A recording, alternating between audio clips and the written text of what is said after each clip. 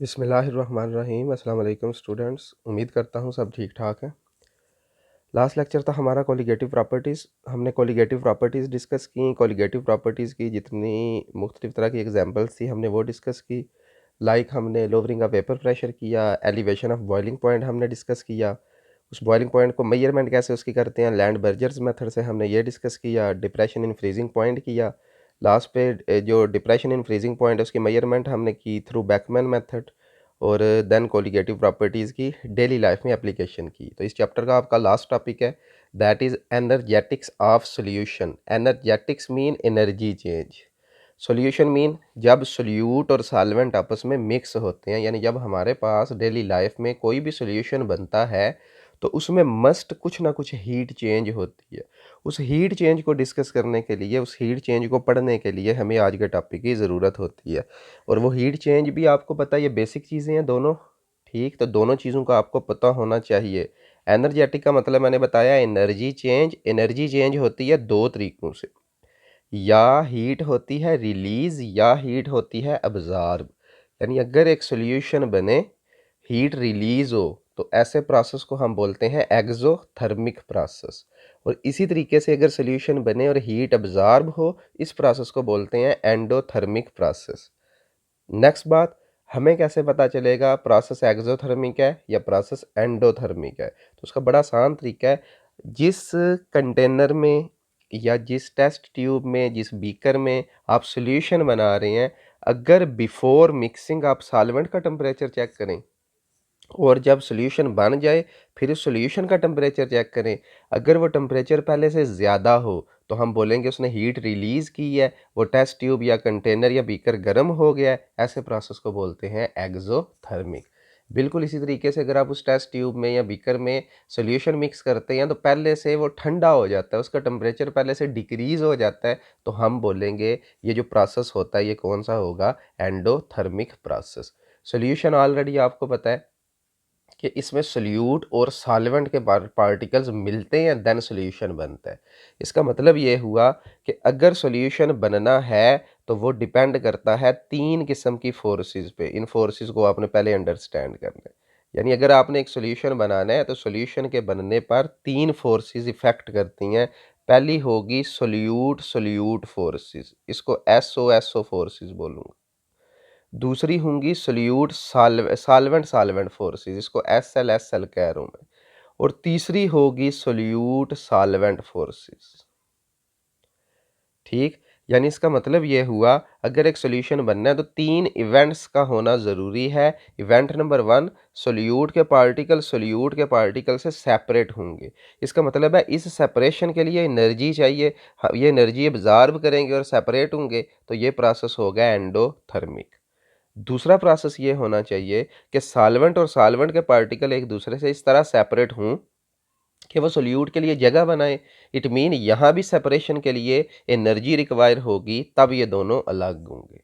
और third step में क्या होगा, सोल्यूट और सॉल्वेंट में अट्रैक्टिव फोर्सेस डेवलप होंगी और आपको पता है इनमें जब बॉन्डिंग होती है तो एनर्जी रिलीज होती है। तो ये जो दोनों प्रोसेस होंगे, ये दोनों प्रोसेस हमारे पास होंगे एंडोथर्मिक। और ये जो प्रोसेस होगा एक, ये हमारे पास होगा एक्सोथर्मिक। इसके बाद हम क्या करेंगे, इन दोनों का डिफरेंस निकाल लेंगे। यानी हम ये चेक करेंगे कि क्या ज़्यादा एनर्जी रिलीज़ हुई है या ज़्यादा एनर्जी अब्जॉर्ब हुई है, दोनों का जब डिफरेंस निकालेंगे। अगर नेगेटिव में हमारी वैल्यू आई तो समझ लें ओवरऑल ये सारा प्रोसेस एक्सोथर्मिक होगा। और अगर ओवरऑल वैल्यू जब दोनों को माइनस करेंगे पॉजिटिव आई हमारी, तो हम बोलेंगे ये प्रोसेस कौन सा होगा, एंडोथर्मिक। दूसरी बात आपने ये याद रखनी है, ये प्रोसेस एंडोथर्मिक क्यों है, यानी सोल्यूट और जब सोल्यूशन बनते हैं तो ये प्रोसेस एक्सोथर्मिक क्यों है। इसलिए कि सोल्यूट और सोल्यूट के पार्टिकल क्लोजली पैक्ड होते हैं, इनमें जो डिस्टेंस होता है इंटरमॉलिक्यूलर बहुत कम होता है। सिमिलरली सॉल्वेंट में भी जो डिस्टेंस होता है वो बहुत कम होता है, लेकिन सोल्यूट और सॉल्वेंट में जो मॉलिक्यूल्स के दरमियान या आयंस के दरमियान डिस्टेंस होता है वो इन दोनों की निस्बत बहुत ज़्यादा होता है। इसका मतलब ये हुआ हमने मिक्सिंग करने के लिए डिस्टेंस बढ़ाना है, यानी पार्टिकल्स को छुड़वाना है और उनका डिस्टेंस बढ़ाना है। तो इसलिए भी हमें एनर्जी चाहिए होती है और हम बोलते हैं ये प्रोसेस कौन सा होता है, एंडोथर्मिक। तो ये सारी समरी है आपके फर्स्ट टॉपिक की। ठीक हो गया। उसकी कैलकुलेशंस कैसे करते हैं ये पूरी समरी बता दी। बाकी अब हम इसको रीड करते हैं और इसमें से अभी भी कोई प्रॉब्लम है तो वो आपको बता देता हूँ। और हीट ऑफ सोल्यूशन क्या है ओवरऑल, कि जब सोल्यूट और सॉल्वेंट मिक्स होंगे तो जो एनर्जी चेंज होगी, जो heat amount of heat release या अब्जॉर्ब होगी, उसको हम बोलेंगे हीट ऑफ सोल्यूशन बोलेंगे। हाँ जी, चेक करें। In a solution distance between, यानी सोल्यूशन की बात हो रही है, distance between solute and solvent molecules और ions increase somewhat as compare to their pure state. जिस तरह मैंने आपको बताया कि प्योर स्टेट में पार्टिकल्स के दरमियान डिस्टेंस बहुत कम होता है, लेकिन जब वो सोल्यूशन की फॉर्म में मिक्स होते हैं तो उनमें डिस्टेंस ज़्यादा होता है। This increase in distance of solvent molecule require energy to overcome the cohesive intermolecular forces. कहता है उस डिस्टेंस को बढ़ाने के लिए हम एनर्जी देते हैं, हमें एनर्जी चाहिए होती है ताकि उसका डिस्टेंस बढ़े, और इसीलिए ये प्रोसेस एंडोथर्मिक होगा, यानी एनर्जी इसमें रिलीज अब्जॉर्ब होगी, hence it is an endothermic process. ये बात होगी सॉल्वेंट की। दूसरी बात, similarly separation of solute molecule also need energy, so it is an endothermic process. जिस तरह मैंने आपको बताया कि सोल्यूट के पार्टिकल के भी अगर आपने सेपरेट करना है तो प्रोसेस एंडोथर्मिक होगा। अब दूसरा, intermixing of solute with solvent establish new intermolecular forces between unlike molecule, it release energy and that is exothermic. और जब सोल्यूट और सॉल्वेंट, जिस तरह मैंने वो 3 इवेंट्स आपको बताए हैं, इसी तरीके से तीसरा इवेंट होगा, सोल्यूट और सॉल्वेंट मिलेंगे तो एनर्जी रिलीज होगी, प्रोसेस होगा एक्सोथर्मिक।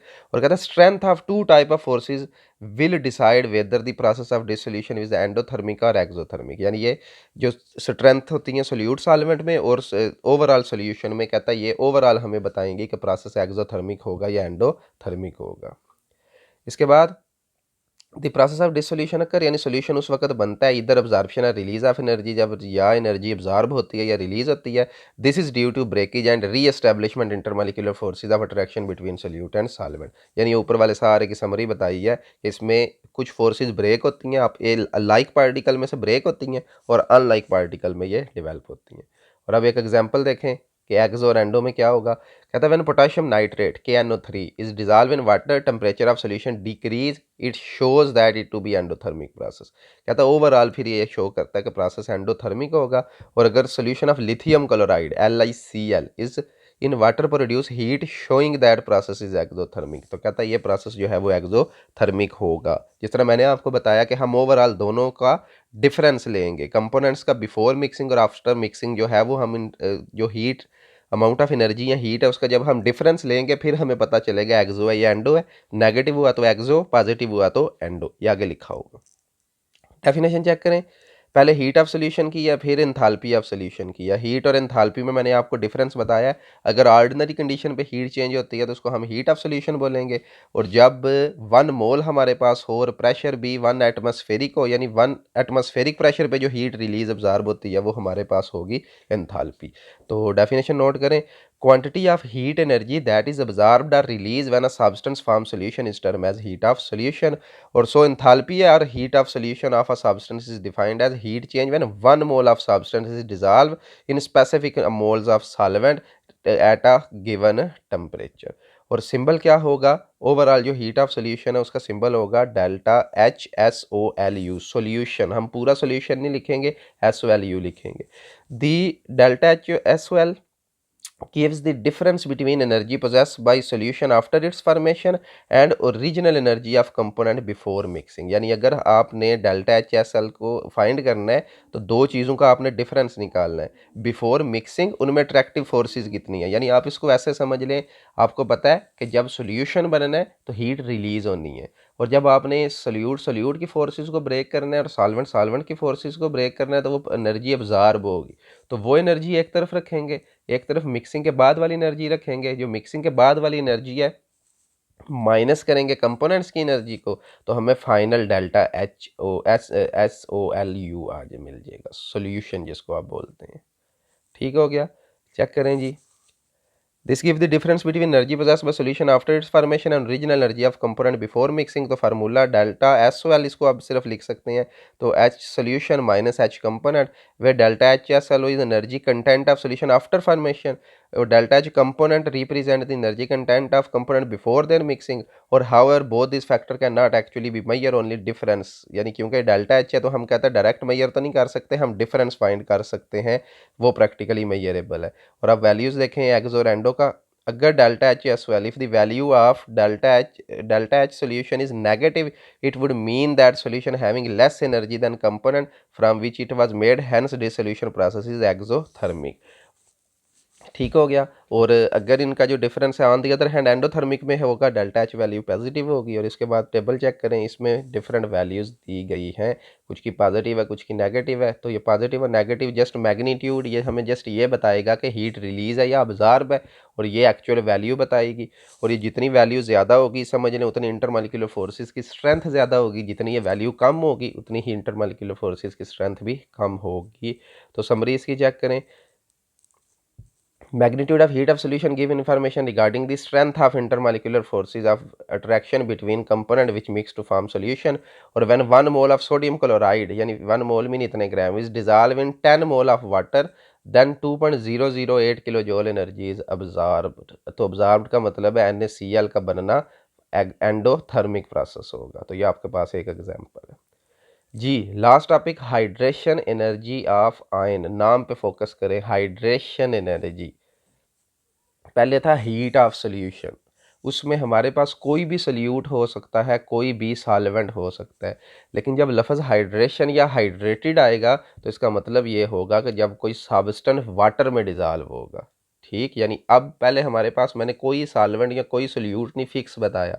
तो जब हाइड्रेशन एनर्जी की बात होगी तो ये वो अमाउंट ऑफ एनर्जी होगी जिसमें वाटर किसी सब्सटेंस को अपने अंदर डिज़ोल्व करने के लिए रिलीज़ करेगा या अब्जॉर्ब करेगा। रिलीज़ करेगा तो आपको पता है एक्सो होगा, अब्जॉर्ब करेगा तो वो एंडो होगा। या इसको आप ये कह सकते हैं amount of energy release or absorbed when 1 mole of substance is dissolve in water to form infinity dilute solution.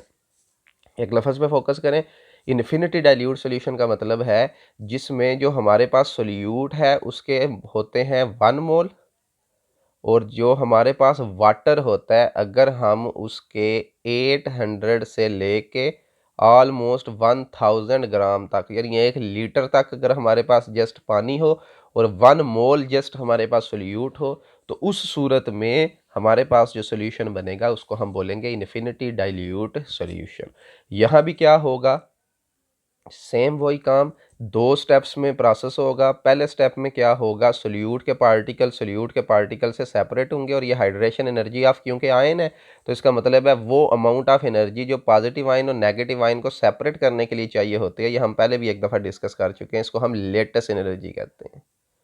तो इसका मतलब है फर्स्ट ऑफ ऑल हम लेटेस्ट एनर्जी निकालेंगे और ये हीट अब्जॉर्ब होगी आयंस को, क्योंकि हमने सेपरेट करना है तो हम उन्हें हीट देंगे, वो हीट को अब्जॉर्ब करेंगे और देन सेपरेट होंगे। इसका मतलब है आयंस के सेपरेट होने के दौरान एनर्जी अब्जॉर्ब होगी, प्रोसेस एंडोथर्मिक होगा। और उसके बाद वाटर के जो आयंस हैं यानी वाटर का जो पॉजिटिव हिस्सा है, अगर हम पानी का स्ट्रक्चर देखें तो ये पोलर होता है, ये पार्शियल नेगेटिव होगा और ये दोनों पार्शियल पॉजिटिव होंगे। तो फर्स्ट स्टेप में क्या होगा, पॉजिटिव आयन नेगेटिव आयन अलग होंगे, दिस एनर्जी ये एनर्जी अब्जॉर्ब होगी, उसको हम लेटेस्ट एनर्जी कहेंगे। और आफ्टर दैट क्या होगा, वाटर का जो ऑक्सीजन है वो ऑक्सीजन पे नेगेटिव चार्ज है तो वो पॉजिटिव आयन को सराउंड करेगा, और वाटर का जो हाइड्रोजन यानी पॉजिटिव है वो उस आयनिक कंपाउंड के नेगेटिव को सराउंड करेगा, दोनों को सेपरेट करेगा। और सेपरेशन के दौरान अगर ओवरऑल एनर्जी रिलीज हो प्रोसेस एंडोथर्मिक, अब्जॉर्ब हो तो प्रोसेस एक्सो, और वो जो एनर्जी होगी रिलीज या अब्जॉर्ब उसको हम बोलेंगे हाइड्रेशन एनर्जी। जी चेक करें जी, दो स्टेप्स में क्या होगा। When an ionic compound say potassium iodide is dissolve in water, first step is separation of K positive and I negative, और in second step the separated ion are surrounded by solvent molecule. First step break the lattice to separate the ion, since energy is required in this step it is endothermic, मैं आपको बता चुका हूँ। और amount of energy need to separate, ये definition होगी, amount of energy needed to separate a crystalline compound into isolated ion is known as lattice energy, और lattice energy of ionic solid is always higher than molecular solids, क्योंकि ionic जो होते हैं वो electrostatic force of attraction की वजह से बहुत स्ट्रांगली अट्रैक्ट होते हैं, तो वो एनर्जी ज़्यादा होती है। ये वैल्यूज़ देखें, नेगेटिव में है तो एक्सो, पॉजिटिव में है तो इस तरह एंडो, तो these are called the latest energy. और सेकंड स्टेप में क्या होगा, ion are brought into water and get hydrated या सॉल्वेटेड, यानी वो पानी में डिजॉल्व हो जाएंगे, और hydrated is ion is attracted by solvent dipole and energy is release, so this step is exothermic, और energy given out by this step is shown as the hydration energy. वो show कैसे करेंगे, ये देखें कि पॉजिटिव और आई negative को separate करेंगे, देन वाटर उसमें ऐड करेंगे, तो ये दोनों आयन्स टोटल एक दूसरे से सेपरेट यानी एक्वस सोल्यूशन में आ जाएंगे। ठीक हो गया। तो इस सूरत में जो हीट रिलीज या अब्जार्ब हुई तो पॉजिटिव, रिलीज हुई तो negative, that is hydration energy. और ये इसकी फाइनल इक्वेशन होगी। यानी पोटाशियम आयोडाइड सॉलिड फॉर्म में, वाटर हमारे पास लिक्विड फॉर्म में। अब दोनों आयन एक्वस फॉर्म में, मतलब वाटर ने उनको सराउंड कर लिया। सराउंड कैसे किया वो भी मैं आपको थोड़ा सा बता देता हूँ। ये पोटाशियम आयन है, इनको सराउंड करेगा ऑक्सीजन का मॉलिक्यूल। मैं इसलिए जस्ट ऑक्सीजन शो कर रहा हूँ क्योंकि ऑक्सीजन के ऊपर नेगेटिव चार्ज होगा। यहाँ भी ऑक्सीजन, इसी तरीके से यहाँ वाटर का ऑक्सीजन। और जो आयोडाइड आयन होंगे, यानी ये एक्वस का मतलब है, आयोडाइड आयन को हाइड्रोजन आयन अट्रैक्ट करेंगे। इधर ऑक्सीजन, इधर हाइड्रोजन, तो ये इनको सराउंड करेंगे। एक और जस्ट बना देता हूँ, ये ऑक्सीजन है, ये हाइड्रोजन है, ये हाइड्रोजन है। तो क्योंकि आयोडाइड पे नेगेटिव है तो उसको हाइड्रोजन अट्रैक्ट करेंगे। दिस इज मीन बाय के aqueous and this is mean by I aqueous. इसके बाद हाइड्रेशन एनर्जी के कुछ फैक्टर्स और इन्फिनिटी डाइल्यूट सॉल्यूशन की डेफिनेशन। आप लोगों ने एक बात याद रखनी है, जो हाइड्रेशन एनर्जी होगी, ये बड़ा इंपॉर्टेंट क्वेश्चन है, इसमें से कई क्वेश्चन पेपर में आ जाते हैं। डिपेंड करेगी चार्ज टू मैस पे, चार्ज ओवर मैस रेशो। ठीक हो गया। आपको नज़र आ रहा होगा हाइड्रेशन एनर्जी डायरेक्टली प्रोपोर्शनल है चार्ज के और इनवर्सली प्रोपोर्शनल है मैस के। तो जितना मैस बोलें या साइज, साइज ज़्यादा अच्छा लफ्ज़ है, चार्ज टू साइज। जितना किसी कैटायन या एनायन का साइज बड़ा होगा, ठीक, उसको सेपरेट करना पानी के लिए आसान होगा, हाइड्रेशन एनर्जी कम होगी। जितना साइज छोटा होगा उतनी इंटरमॉलिक्यूलर फोर्सेस स्ट्रांग होंगी, उनको ब्रेक करने के लिए हाइड्रेशन एनर्जी ज़्यादा होगी। सिमिलरली चार्ज, एक सीपीसीएस के ऊपर एक पॉजिटिव चार्ज है, एक सीपीसीएस के ऊपर दो पॉजिटिव है, एक सीपीसीएस के ऊपर थ्री पॉजिटिव है। सिमिलरली नेगेटिव का भी यही सीन है। तो जितना ज़्यादा चार्ज होगा, ठीक, उतनी हाइड्रेशन एनर्जी ज़्यादा होगी। जितना लेस चार्ज होगा उतनी हाइड्रेशन एनर्जी कम होगी। लास्ट दफ़ा बता रहा हूँ, इस पूरे फैक्टर में, ये आपने खुद रीड करना है, इसमें जस्ट ये लिखा हुआ है, मैंने आपको बता दिया है कि जो हाइड्रेशन एनर्जी है वो डिपेंड करती है charge to size ratio. Charge के डायरेक्ट प्रोपोर्शन, साइज के inverse proportion, that's it. Similarly infinity dilute solution देखें, कहता है on diluting a concentrated solution there is further heat change, और heat change depends upon the amount of water dilute. और याद रखना है जितना वाटर ऐड करेंगे उतनी हाइड्रेशन एनर्जी डिक्रीज होगी, और एक स्टेज ऐसी आएगी कि आप उसमें पानी ऐड करते जाते हैं तो वो एनर्जी चेंज ज़ीरो हो जाएगी। यानी आप ये कह सकते हैं कि पहले हीट क्या होगी, कम होती जाएगी, वो सब्सटेंस कह सकते हैं कूल होता जाएगा। एक स्टेज आएगी कि वो हीट कम होती होती है एक पॉइंट पे आकर बिल्कुल फिक्स हो जाएगी। ये हमें कैसे पता चलेगा, जब हम वक्तन फवक्तन उसका टेम्परेचर रिकॉर्ड करेंगे। तो जिस पॉइंट पर अब फर्दर वाटर ऐड करने से कोई हीट चेंज नहीं होती, उस सोल्यूशन को बोलते हैं इन्फिनिटी डाइल्यूट सोल्यूशन। तो देखें जी, on diluting a concentrated solution, there is further heat change. Heat change depends upon the amount of water used for dilution.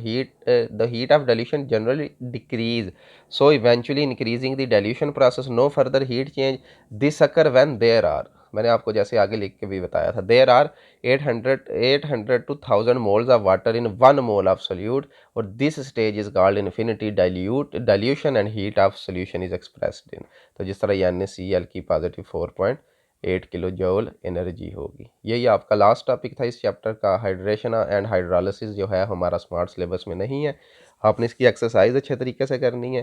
कोई क्वेश्चन हुआ एक्सरसाइज का बताना है, नहीं तो इंशाल्लाह नेक्स्ट लेक्चर में हम चैप्टर 10 स्टार्ट करेंगे। तब तक के लिए अल्लाह हाफिज़, थैंक यू वेरी मच।